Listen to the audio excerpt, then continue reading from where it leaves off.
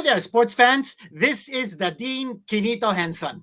Good evening, everyone. We are live. I am Dyan Castillejo. Get ready to uncover the future of Philippine sports right here. Oh, yes. And tonight, we break down and navigate the game for you. Diane and I will do a recap of the hottest sports stories this week, and then we'll share with you insights from leading sports experts as well as our own insights. And then we can have a nice exchange of ideas. If you send in your comments and send in your questions, we'll try to answer whatever it is you have on your mind. Yes, please join the conversation. We would love to hear what you think about all the sports stuff that we are going to talk about. So just comment right below. And if you like our stories and our updates, please help us by subscribing to our channel so we can continue making great content for all of you. Don't forget to hit that bell button for notifications. So let's get started. All right, Quinito. You Well, go with the top story this week.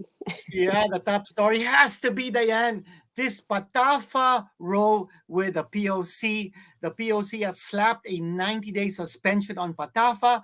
PATAFA, of course, is saying that it actually did not endorse EJ to compete in the World Indoor Athletics Championships, but it just deferred the endorsement. So, I mean, what does that say? He still couldn't compete.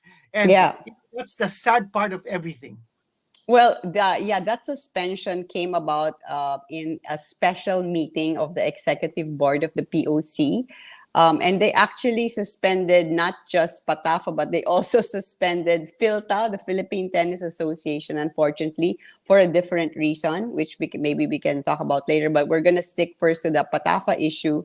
And actually, sabi ni Bumble Tolentino, after this special meeting, this decision to suspend those two NSAs will have to be ratified in the General Assembly on March 30. So they're going to, yeah. So, pero if this happens, then it sort of paves the way for EJ to be able to compete in the SEA Games because the POC will take over the athletes, the coaches, their entries, their fund. Actually, they're going to also recommend that they get funded by the PSC.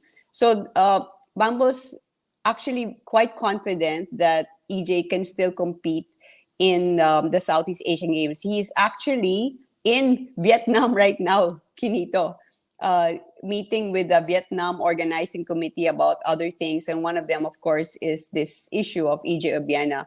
And he says it's been done before, that the NOC has been the one who has entered the athlete, and he's confident that he can. But, diba, in my opinion, super sayang the World Championship, the World Indoor Championships, diba, Quinito? I mean, EJ was he's jumped the fourth highest in this season at 5.91, and he's the only top 10 in the world that's not competing in this World Indoor Championships in Serbia. So it's kind of like it's really super saying. And later we're gonna have a short clip about what EJ feels about the situation. Well, bottom line, Diane, is wala ng authority, both PATAFA and PHILTA, as far as functioning as a member of the POC, at least for the next 90 days. But this will be ratified by the General Assembly on a 2/3 vote. And that will happen on March 30. Congressman Bumble, the president of the POC, is very confident that he can get that ratification. And since wala ng authority, both PHILTA at saka yung PATAFA, that means POC will be granting the accreditation of all the athletes and also arranging for the financing of these athletes and the coaches under these two organizations with the PSC. So yun ang bottom line. Wala na pong authority, wala na pong power ang dalawang NSAs na yun. And also on the question of whether the International Federation, which is World Athletics, will continuing to recognize PATAFA, sabi ni Congressman Bumble, well, it's really up to them because it's an autonomous body. But he will be communicating with both the International Federation and every organizing committee of both the SEA Games and the Asian Games, saying that the POC has taken over control. You know, Kinito, a lot of people have been asking me, not just personally, but also on our, on our chats, bakit kailangan ng endorsement ng PATAFA for the World Championships? They keep asking, why can't somebody else like enter him? Now, unfortunately, in some competitions, the endorsement of the National Sports Association is required, which is the case here in the World Indoor Championships. But like in the past tournaments or meets that EJ has been competing in Europe, the player can enter himself. But in many cases, like the World Championships and then the SEA Games and then the Asian Games, and then I think there's another one, the World Outdoor Championships in Oregon in July, that's also going to require the NSA endorsement. So that's the reason na in some tournaments nakakasali siya and some hindi. Now, as a sidebar lang, people have also been asking, what about Alex Ayala? How is this going to affect her? Well, in tennis naman, it's different.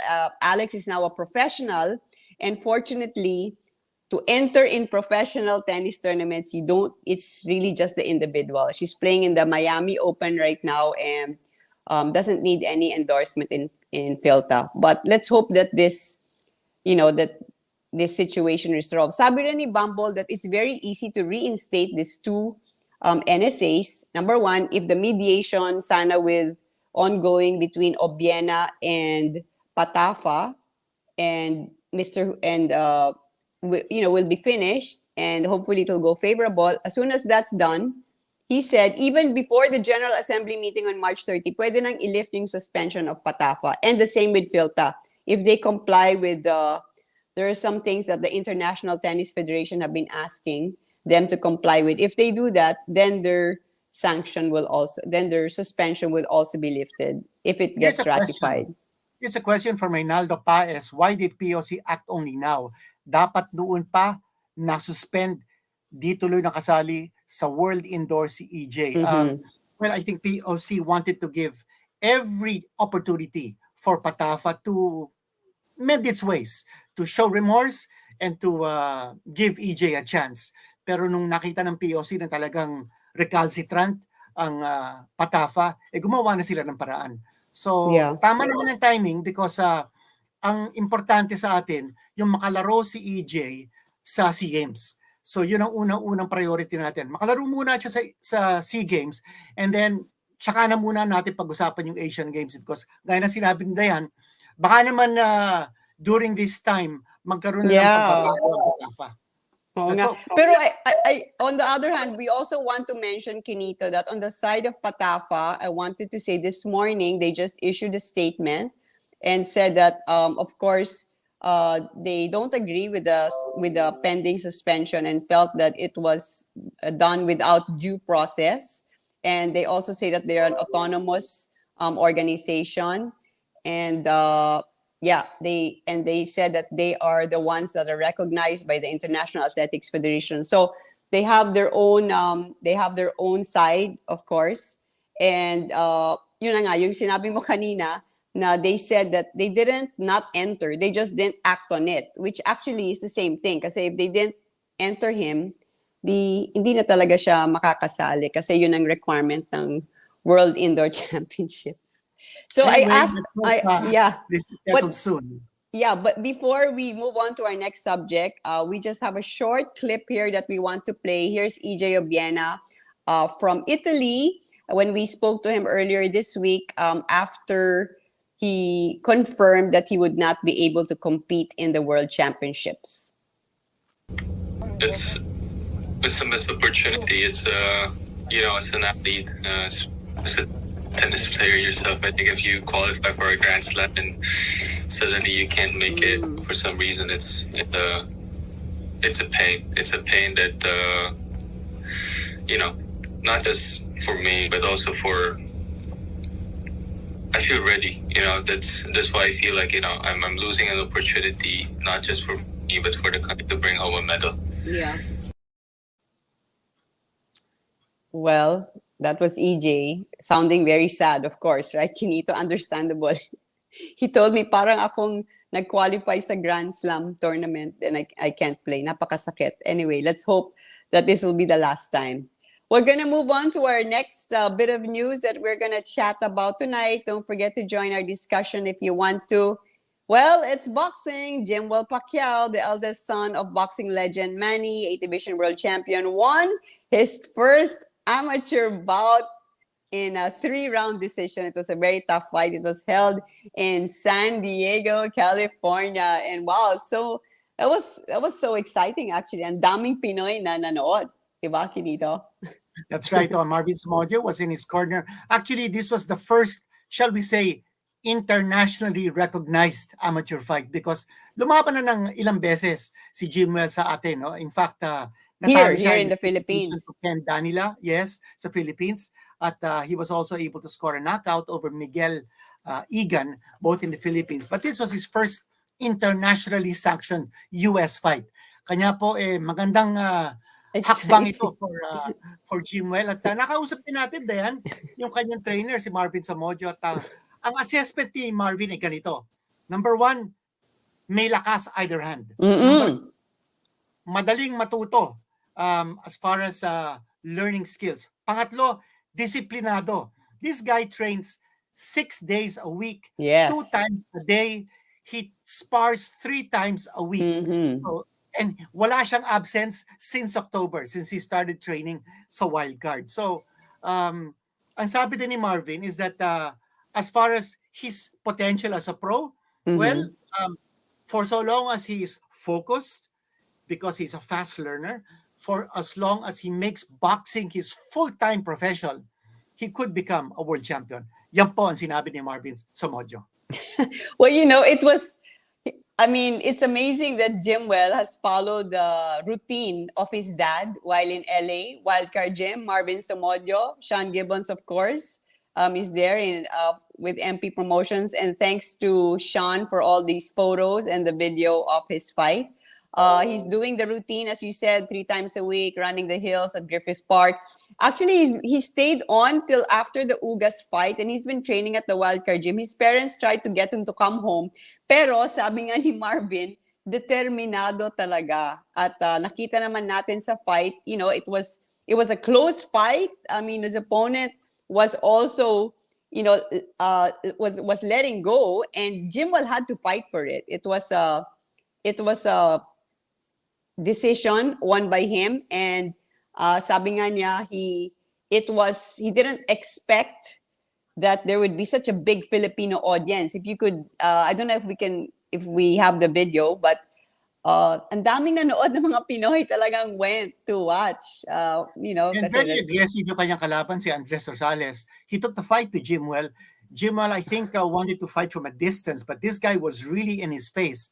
Pero okay din mag-counter si Jimwell, and he was able to create opportunities for him to land, especially yung kanyang right hand. And I think maganda yung laban because it was an action-packed fight, 3 rounds lang po, at saka 2 minutes each. So, mabilis yung laban. Pero Dayan, meron tayong video clip dito about Senator Manny Pacquiao talking to Jimwell after the fight. Palabas po natin ito.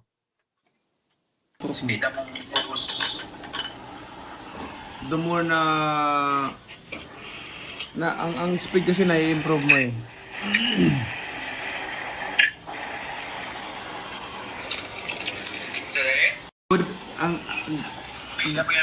Good experience. Gani at least na humana ang first Good experience. sa next. At least Isn't that, don't you find that so cute? Like, it was Sunday morning, diba? Man is eating and telling his son, "Oh, that's a good experience for you. If he could only," I bet he was feeling, if he could only transfer all his experience and knowledge to his son para, to use in his next fight. Jimwell is determined. He says he wants to fight as much as he can in the US to get more experience, which is what the dad said. And then, narinig mo, Kinito, What did he say about the speed? Yung Okay na ba yung speed, speed, dapat or he yung wasn't satisfied with the speed, Manny? I think he was telling Jimwell, dapat pagbutihin mo yung yung speed ng suntok. Mahirap naman i-compare, no? Kay the Oo. speed of Manny, which is, well, Here's our good the- friend si Reynaldo Paez. Again, another comment from him. Nakita natin ito. Okay, I saw the Jimwell fight. He's a deliberate and slow puncher. He must develop a killer punch to succeed. Also, his tummy must be resilient. He will succeed kung ano ang determinasyon. Yes, yung slowness of the delivery of the punches, that's something that Senator Manny even observed. Kanya sabi niya, dapat bilisan niya yung delivery ng punches. Yung killer instinct, magandang punto yun, Reynaldo, because yun din ang sinabi ni Marvin Samodio. Yun ang dapat i-develop ni Jimwell, yung kanyang killer instinct. And the reason is because sa labas ng gym, napakabait, napakamagalang, very respectful, very courteous si Jimwell. Kanya kumisan, nadadala niya yung kabaitan niya sa loob ng ring. Kanya sabi ni Marvin, he has to remind Jimwell, Jimwell, huwag ka masyadong mabait sa loob ng ring. Kailangan dalin mo yung killer's instinct. Boxer ka na. And that's important. So, yeah, that it's interesting because that has also been said about Manny, di ba? Na mabait outside the ring, Yeah. pero as we know, in the ring, Manny turned into a punching machine in his when he was in his peak, and hopefully, well, Jimwell, how old is he? I think he's 21, Kenito. 21 years old, yes. 21. Based on what you saw, what's his best weapon? Well, he's right hand because he's not left-handed like his father. Yeah. So I think yung sinabi nga ni Senator Manny, yung delivery of his punches, medyo nagulat din siya dun sa kanyang kalaban, si Rosales, kasi masyadong agresibo eh. You wouldn't expect that, no, from an amateur fight of 3 rounds na 2 minutes each. I think he was expecting siguro parang like a sparring session, pero hindi. Determinado din yung kalaban, pero well, it was good that Jimwell pulled off a decision win, and that puts him on the right track. Congratulations, Jimwell. Keep it up. Yan. Soon, pag-bulky na si Jimwell, lakas nun ba? Actually, he fought in the junior welterweight division. 140, no? Yes, 140, I think, yeah. Junior welterweight division po yan. Yung welterweight division po is 147. Yung po yung division ni Senator Manny. Okay, yan po yung ating report on boxing. And now, let's go to the PBA. Yes.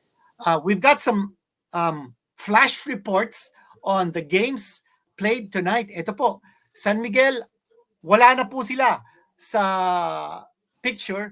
They have been eliminated by Meralco. Kanina po, game 1, 100-85. At Magnolia po, 127-88. They had, believe it or not, 8 players in double figures in bushwhacking Phoenix. Alam po natin yung Meralco at Magnolia had a twice-to-beat advantage in the quarters. And Magnolia looking really, really tough. In fact, they didn't even need a major contribution from the import Mike Harris. Sabi ko nga kanina, 8 players in double figures. Paulie, 25 points. Calvin Abueva, coming back after a long absence to score 12 points. And boy, they really look tough. At yan po ang mangyayari sa semifinals. So, yung pong Magnolia at saka yung Meralco will play in a best of 5 semifinals. At bukas po, knockout, do or die sa PBA. Do or die, right? Yes, because ang Super mangyayari po, interesting. TNT na had a twice-to-beat advantage, tinalo po sila ng Ginebra last Wednesday. Kanya bukas na bukas po, TNT and Ginebra will play off. Kung sino po manalo, papasok po sa semifinals. And in the other game, Alaska will play NLEX. Tinalo po ng Alaska yung NLEX last Wednesday. At kung sino po manalo doon, will also advance to the semifinals. So if you ask, sino po ang yamado? Well, may momentum ang Ginebra. Brownlee had 38 points in that victory last Wednesday. Subalit ang TNT, you can't count out Coach Chot Reyes. And that's going to be a major tactical battle. Coach Chot at saka si Coach Tim Cone. Diyan po magkakalo. And watch out for Mikey Williams for TNT. Now, for Alaska and NLEX, this is something, Dyan, that's very interesting. Kasi po, kung matalo ang Alaska bukas at ang NLEX ay papasok sa semifinals, it will be the last game of Alaska in the Oh, PBA. sad. Sentimental favorite. Yeah, this will be the No? last game of Alaska. And we will say goodbye to Alaska kung matalo sila ng Egglex bukas. Subalit kung hindi sila matalo, papasok sila sa semifinals. Wow, anything can happen. This is Alaska's last dance. Kaya Yeah. magandang panuorin ito. Knockout Saturday, bukas na bukas po. Alas 4 ng hapon, TNT versus Ginebra. Pagkatapos po noon, 6:30 ng gabi, it will be Alaska versus NLEX. Winners of both games will go on to play each other in the semifinals. Best of 5 po yan, preparatory to the best of 7 finals. Yeah, well, may fans na kasi sa ano, 'di ba, sa Araneta. So, Yes. advantage 'yun sa Ginebra, parang Well, extra push, 'di ba? Dayan, nakita natin nung Wednesday, nung naglaro yung Ginebra, pati din yung Alaska, no? I think all of these Yeah. teams have been following. Pati NLEX, pati TNT. And the fans, nagkantsawan sila, they were cheering, they were jeering, but it's back to that old PBA spirit. And 100% audience allowed na, no? yes, pero yung general admission, blocked off, at saka half price yung mga tickets. Yung Yeah. upper box B, hindi na pupuno because ang feeling ng mga analysts is that these are the tickets being bought by the people who are, daily wage earners, and they would much rather keep their money for something else. Pero yung upper box A, tapos yung lower box at saka patron, punong-puno. Over 7,000 fans last Wednesday. Yung games po kanina, I still don't have the tabulation of how many fans, pero I was watching the games on TV. Marami-rami din ang pumunta po sa Smart Araneta Coliseum. I At think bukas- I think if I'm not mistaken, I saw that 7,000 ba yung crowd last Yung sa game of Wednesday. yung the one of Ginebra, Yeah. right? Yeah, Yeah, over that should be 7,000. good. Oh, I Sabi hope ni- naman baka magalit sa akin ng ang NLEX. Sana manalo yung Alaska. Just for lang para no. nice Well- nice goodbye. But of course, I'm sure they're both gonna fight for it. So good Yeah, luck to I all the think so. teams, and it's Yeah, definitely good luck to all something the to teams. Yeah. that should be super fun. Okay, we're gonna move to volleyball. We just Woo! finished. I just got off watching the game of F2, right? And Cherry Tigo, the champion. Well, F2 continued its winning run, and it beat Cherry Tigo in straight sets. So 2 losses in a row na ang Cherry Tigo, the defending champion in this PBL Open Conference. And of course, the start was just a few days ago. We saw Creamline come back. Yeah, Eliza Valdez is back. I just love the energy of every player, Kenito. The game level I felt kanina was very high, very intense. I mean, the taller players were really, powering up, and then we saw Aragalang Pajardo come back. It was so much fun. I found myself really smiling watching the games tonight, and I'm sure all the fans were happy too. Well, all of a sudden, F2 leading the pack with a 2-0 record at ang Cherry Tigo, defending champion. 0-2 ang record nila, kung gano'n sinabi ni Dyan. And that's despite the presence of Mylene Pat at saka si Dintin Manapat. But the games have been close. Nung natalo ang Cherry Tigo 3-1 to Signal, some of the set scores were 25-22. The last set was 25-23. Kanya, anything can happen. Nung pagkatalo ng Cherry Tigo sa F2, the last set was 25-22. And the previous set was 25-23, although Cherry Tigo lost to F2 3 straight. So far, the leading single game scorer of any team is KKD. Nakascore siya ng 20 points in that F2 win over Black Mamba. And also Janine Marciano had 19 points for Bali Pure in losing to Petrogas. Pero ang dami natin nakikita magagaling na players. Si MJ Phillips ng Petrogas. Si Gretchen Soltones. Dami magaling. It's very unpredictable, very exciting ang PBL. Yeah, I particularly enjoy the power of Majoy Baron, of course. Kim D. Dawn was, of course, awesome, and just retrieving every ball. And Abby Maranyo, of course, provided the spark always for the team of F2.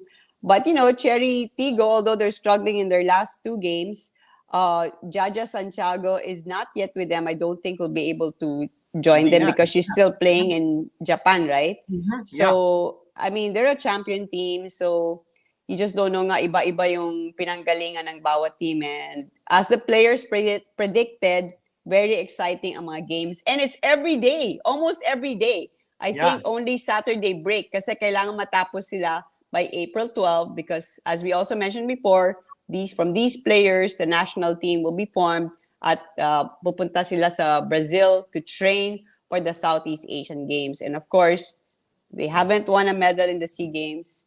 They want to win a medal, they want a podium, and this PBL conference is a perfect competition training ground para sa darating na Vietnam tournament. And I don't know, women's volleyball hasn't won a medal in the SEA Games since 2005. Kanya matagal-tagal na. Kinito, I don't know. I'm amazed. I haven't watched PBL in a long time kasi matagal na rin nawala. But it's so nice to see the players so talagang sobrang determinado, so supportive of each other. I love the team dynamics. And then it seems that every team now, after the grit of a point, going back and forth, saving, smashing, diving, they come together and smile. Whether they've won the point or they've lost the point, everybody seems to be taking this mindset of that. They have to enjoy the game in order to win. I find that quite interesting. That they can still, smile right after a very intense point and continue until kahit hindi pa tapos yung set. So good job, girls. So proud of you all. Okay, and now let's go overseas. Pag-usapan po natin NBA. Ano po nangyayari dyan sa NBA? Okay. First of all, matatapos na po ang 82-game regular season sa NBA. That will end on April 10. Pagkatapos po, from April 12 to 15, ito mangyayari. Magkakaroon po ng play-in tournament. Ang play-in tournament po is parang PBA na best na twice to beat advantage. Ito po mangyayari. The first 6 teams after the regular season in each conference, West and East, will qualify for the playoffs. Subalit, from 7, 8, 9, 10, magkakaroon po sila ng what they call a play-in tournament. Ganito po ang mangyayari. Yung 7th place, lalaban sa 8th place. Kung sino po manalo, papasok na sa playoffs. Automatic na yon. Kung sino po matatalo in that particular matchup, maglalaro sila against the winner of the 9th and 10th placer. That will be a previous game. So then, that will determine kung sino ang 7th seed and 8th seed. So, meaning to say, pagkatapos po ng regular season, ang NBA magbibigay ng opportunity for the teams all the way to 10th place to still make it to the playoffs. But of course, yung 10th placer has to win 2 times to be able to make it as one of the playoff seeds. So para twice to win disadvantage, yung 9 and 10, twice to win advantage, twice to beat advantage naman, yung 7 and 8. And to give you an idea kung ano po yung mga 7, 8, 9, 10 teams, sa Western Conference, isa po sa mga 7, 8, 9, 10 teams is the Los Angeles Lakers because they're number 9. And yung Brooklyn Nets with Kevin Durant is number 8. So, meron silang pagkakataon pa, yung Los Angeles Lakers, yung pong mga LeBron James fans dyan. Meron pa silang pagkakataon, meron pa silang pag-asa na baka machambahan nila dun sa play-in tournament, makapasok pa sila sa playoffs. But right now, number 1 team sa East is the Miami Heat ni Philam coach Eric Spoelstra, and number 1 team sa Western Conference naman ang Phoenix Suns. Kanya, rambo lang po ito. Will the Golden State Warriors resurrect and win another championship with Klay Thompson back in harness along with Steph Curry, who I understand just got injured. So many things are happening. And if you were to ask us who our picks are, I will tell you just I was going to ask you, who's your pick? Who's your pick? Who do you like right now? What do you see the momentum with everything going on? Because ang dami mga injuries. Oo nga eh. My Steph Curry. personal choice Yeah. is always the Miami Heat because I the way they play defense, the way they get major scoring. Sixth Man of the Year awardee has to be Tyler Hero ng Miami Heat.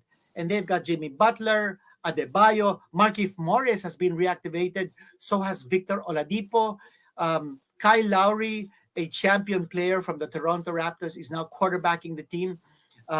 Duncan Robinson is a flat-out shooter from the outside. PJ Tucker, also coming from a champion team, Milwaukee. So, ang ginawa dito ng presidente ng Miami Heat na si Pat Riley, he put together a lot of the pieces from different champion teams and then assembled a fighting unit under Eric Spoelstra. And I'm just hoping that Miami, despite the odds, because they're not favored to win it all, despite the odds, will come out on top. Miami Heat. And what about Jordan Clarkson? He had like a super good game this week, diba? Utah is now ranked number 4 sa Western Conference. So it looks like they will be able to make it cleanly to the playoffs without having to go to the play-in. So Jordan Clarkson, yes, he will be playing in the playoffs.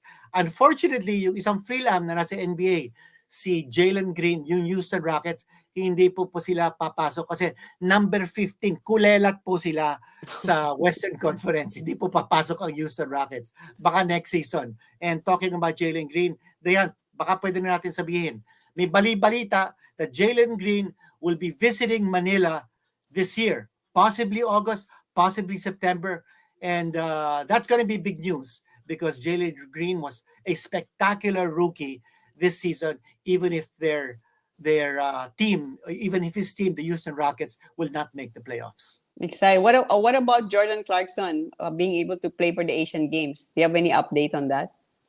Wala. Well, fingers crossed. Jordan Clarkson has already played for the Asian Games, so pwede na yun. He does have a Philippine passport. Ang importante kasi sa Asian Games is just show Philippine passport and you're okay. So if we can get the other players with Philippine passports to move in, then why not? No, Caleb Harris already. Caleb Harris is Is he here now? Not yet. Wala pa yata. But we're waiting for him to come on. Here's something from Pogi for Life Jr. Magsayo versus Vargas is official. What are your thoughts, sir and ma'am? July 9 ang sinasabi Not nilang, yet confirmed, right? Almost. yes, Almost confirmed. nasa schedule na, July 9. Sean Gibbons is arriving tonight. I think he should be arriving anytime now. Sabi niya mga 10 o'clock tonight. And he will be giving us updates on what is in store for the Filipino boxers in the US. Mahirap na laban ito. I think Vargas is a very tough opponent because he's longer and he's taller than Magsayo. But as I've always said, I remember Luisito Espinosa when he fought against a taller and a longer Mexican named Raul Perez and he knocked him out in one round. Baka ganun din ang mangyari. Sana Mark Magsayo will have all the power of the Filipino people behind him as he defends his championship for the first time, tentatively July 9. Yeah. Well, alam natin that Mark is very determined and sobrang inspired that he won that tough fight and he's a world champion finally. And for sure yan, double effort para ma-defend yung kanyang title. And hopefully we'll be able to talk to Magsayo and Sean Gibbons dito sa aming programa Play It Right TV in the next week or so. Hopefully. So abangan natin yan. All right, well, the time has gone. You know, when you talk sports, the time goes by so fast, diba? Sana nag-enjoy kayo and we hope that you'll join us next time again. Give us your comments and please don't forget to like, share, and subscribe. But before we go, we'd like to thank our partner who made this show possible, PlayItRight.com. Whether you're someone who loves working out and taking part in different sports or a person who prefers to look and feel good, PlayItRight.com has something for you. They feature well-known and respected brands like Asics, Molton, Mikasa, Mueller, Donjoy, Butterfly, and many others. PlayItRight.com offers premium products at very reasonable prices. So check it out on the link below. And remember, on Play It Right TV, we root for our athletes and stay on top of the action for all of you guys. All right. Don't forget also to stay in touch through our Facebook and Instagram accounts. And again, please don't just watch, but also subscribe to our YouTube page, Play It Right TV. This is your one-stop shop for the latest on the greatest in sports. I'm Dyan Castillejo, And this is Kinito Henson. and we are here to play it right. See you next time. Sunday. See you Sunday.